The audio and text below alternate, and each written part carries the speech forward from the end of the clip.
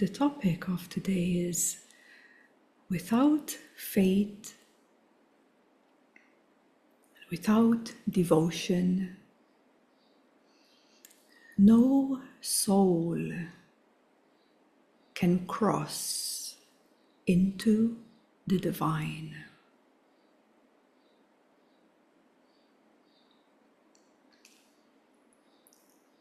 That is the ultimate test, or the ultimate surrender, to have the ability to, not by yourself of course, by the great masters that support the upliftment through their grace for the soul to be uplifted back into its true home and divine nature. Now, of course, faith and devotion can mean or can be seen through various levels of consciousness. Someone at the level of the pre-awakened state, before the first spiritual awakening takes place, the devotion at that level will look very different to someone in presence consciousness, or in awareness consciousness, or in divine. So it is important for us to remember that we can't categorize the word in itself to mean the same for everyone. Because according to your openness, according to the depth and the heightened awareness, this shifts into various different degrees and understanding of what it is. Just like devotion, one may at first be devoted to a picture or a statue and literally devoting one to the statue itself. That can only happen if one has the identity that I am this body only. Thus, the way one would perceive devotion is through the same reality of devoting one to a statue of a certain deity, right? But if one has the inner love, the first spiritual heart awakening, has a taste of the inner love, can already devote to God or a certain deity and being from a place where they are at, from a place of heart. You see, if one is opened up to the level of divinity, the devotion at this level is an absolute merging in union with that being, that avatar, that master, and even at a deeper level in the divine, into full consciousness and beyond, one may realize that the highest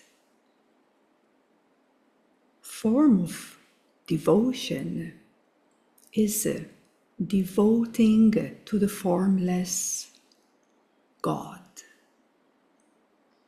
And then at that level, one may realize that one does not need to devote oneself to a form anymore, because they've already worked through that and now have the ability to merge in the infinity, eternity of the light of God itself.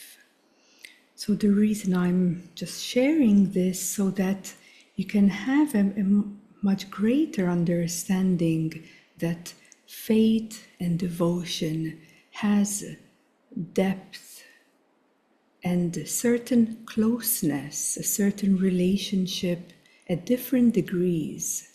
And at some point that leads to go beyond any relationship. Because a relationship signifies there is me here and there is you there. There is the I and there is God.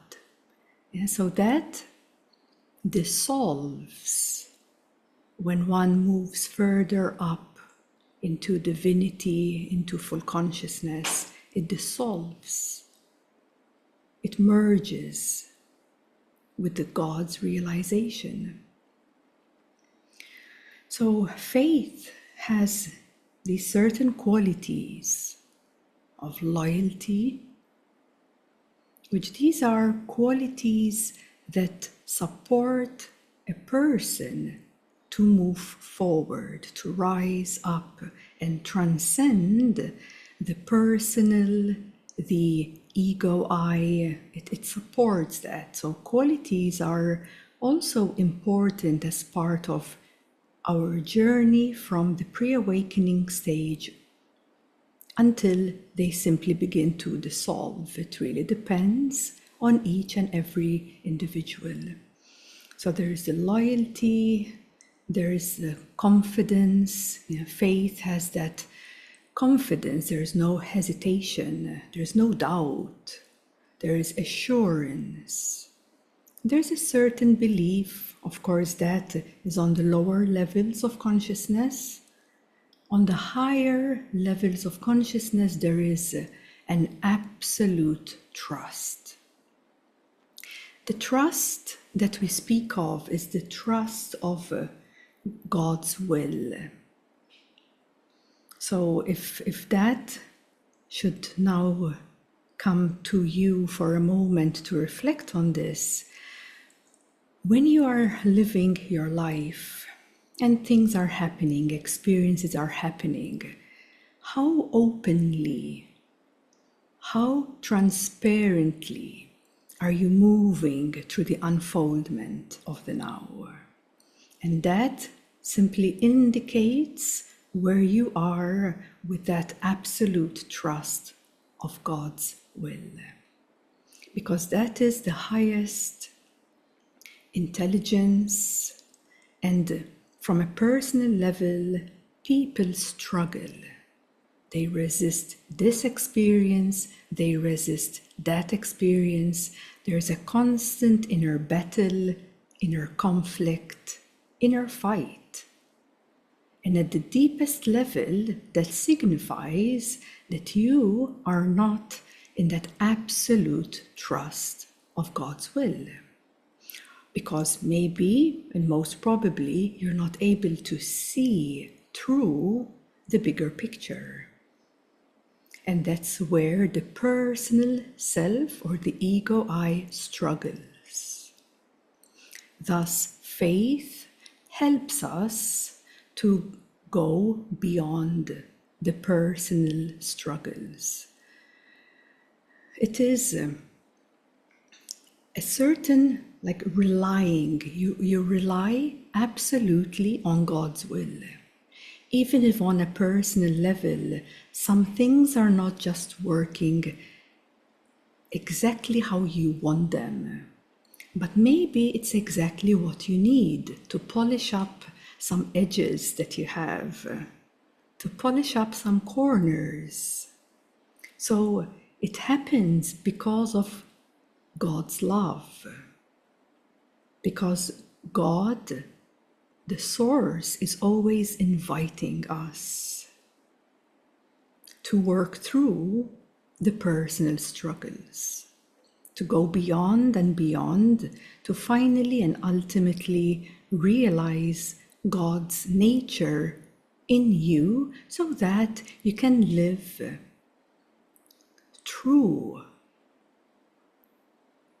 that divine awareness. So, on some levels of consciousness, one may not see any evidence or any proof of God's intelligence or God's will. So one, even at that level, even at a lower level of consciousness, one may still have this practice of having faith and being in reverence to God, even though they don't have enough proof or enough evidence. And that too is very supportive along their journey. Though, of course, the more you open up to higher levels of consciousness, the proof is not needed anymore. The evidence, it's so obvious. Life moving through you becomes so obvious. Everything becomes so obvious. So coming to share a bit about this bhakti path, the path of love and devotion. And that's what it means really. Bhakti means a combination of outpouring of your love and living in reverence, in great devotion, in absolute trust towards God. And that is the most supreme expression, isn't it? It's the most supreme expression of living in absolute remembrance of God within. We're not speaking of this devotion to a statue, to a picture at that level. We're speaking of this authentic, open transparency of living in absolute trust that this will of God is at play. It touches each and every soul to the level that you really need to experience what you are experiencing exactly as it is. And even though you may not fully understand it, you have the ability within you to be in love and be in devotion and in reverence to God.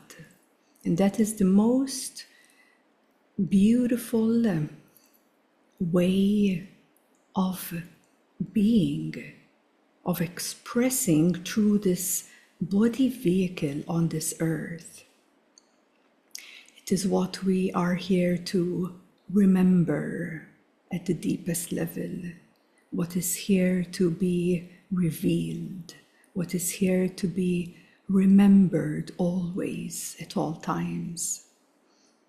Because this human love is borrowed from the love of God. And it's borrowed because it's conditional. There is a taste of love, but in comparison to the purity of the love of God is incomparable. Yeah, it's unable to comprehend the greatness or the vastness or the eternity of what that means or what that is.